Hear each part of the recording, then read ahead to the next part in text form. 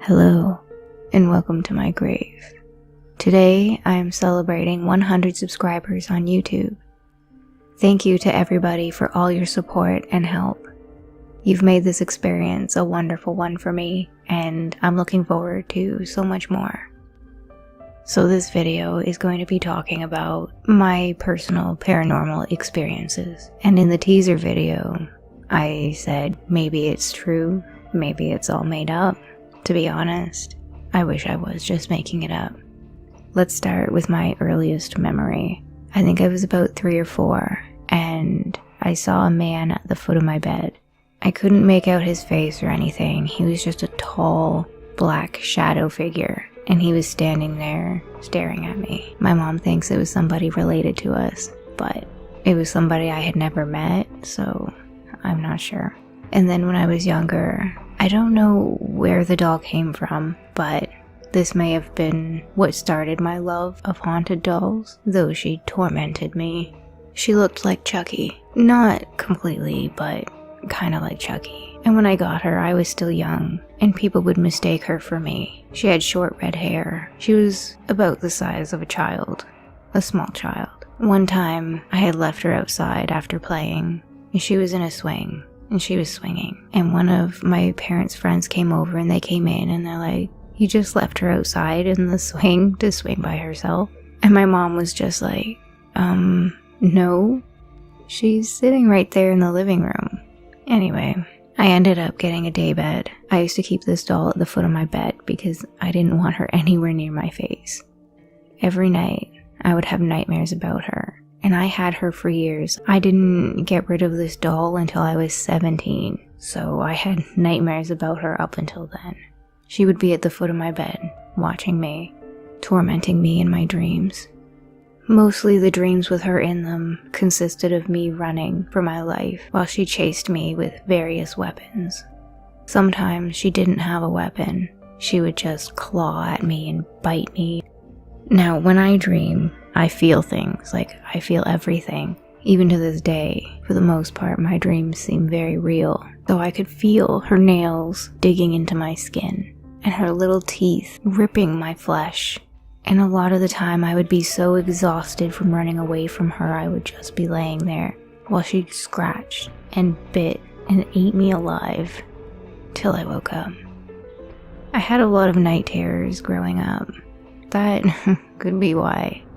I had one time, I was sitting in my room and I was just playing with my Barbies when stuff started being knocked off of my dresser.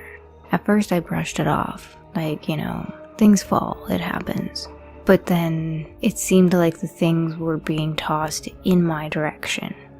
So I kind of sat somewhere else, moved my Barbies, played, in another spot in my room, and it happened again. Then I got that weird feeling in my gut, like that one that says something bad is coming or about to happen. And then my light bulb burnt out. Then I got up and I ran out of my room. It always scared me when the lights would suddenly go out. The one night, I was having a night terror, and as I was having a nightmare, so was my mom. I was standing in the middle of my room screaming. It was black. I couldn't see anything. I could hear everything going on. My mom was having a dream that I had been abducted. So when I screamed in her dream as well. So the first thing my mom did was jump out of bed and run to my room. And when she did, she tripped over the vacuum. And I could hear my dad say, "You need to stop this." And I don't remember anything else after that. And it turns out that night, my mom had broke her foot in several places. But you know what? Hadn't had a night terror since. So, thanks, Mom. So my parents decided to buy a house because we were tired of renting and shitty landlords. We looked at a house on a street called Pleasant Avenue. The moment I stepped into that house, though, I could feel something. my brother and I went upstairs to look around. And I went into the room that was designated as what would be mine, and it felt bad. So it turns out the previous owner of the house had died in it. She was very mentally ill.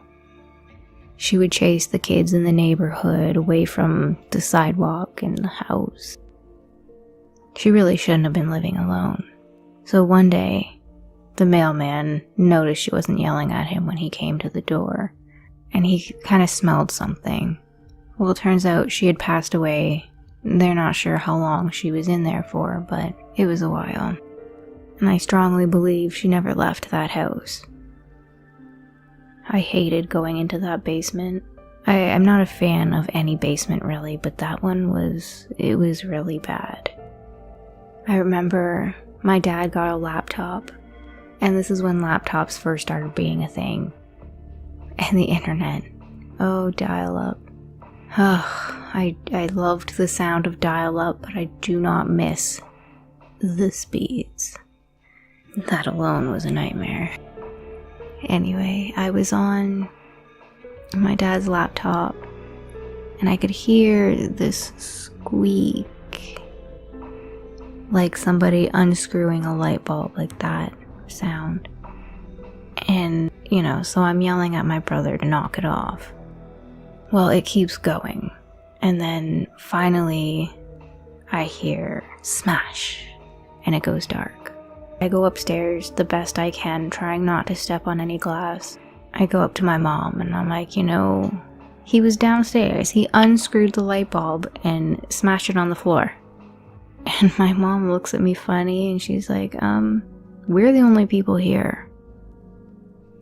So I kind of avoided the basement for a little while. One day, my mom, dad, and brother were all out of the house, so they let me have my best friend at the time over, and she had just gotten a yak bag. For those who don't know what that is, it's a little mini recorder. It only records a few seconds. And we looked out my window to make sure nobody was standing out there, and I said, okay, this spot right here, and I pointed behind my TV. I'm like, it's dark and it's cold, so let's record and see if we can hear anything.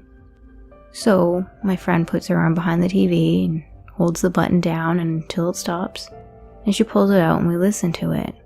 Sure enough, it sounds like a man whispering right into the yak bag saying, "Get out." I was like, wow, that's rude, and wow, that's creepy. There was another time I had a sleepover, and I was laying on the floor in front of my bedroom door, and my friend was on the bed. And suddenly my eyes pop open, and I'm looking at this woman, and she's leaning on the stairs, and it was sinister. I couldn't move, and we're just eye-to-eye contact. Finally, I was able to get up and run through her and go to my mom and dad's room. And I told my mom what she looked like, and apparently it was the woman who used to live there, which would explain the nasty look I was getting, because apparently she didn't like people around her house, let alone in it. I find things like to follow me, and I don't really like it. My advice is, if you're buying anything used or getting anything handed down to you and you get a weird feeling, don't bring it into your house. Because if something's attached to it, it's not going to want to leave.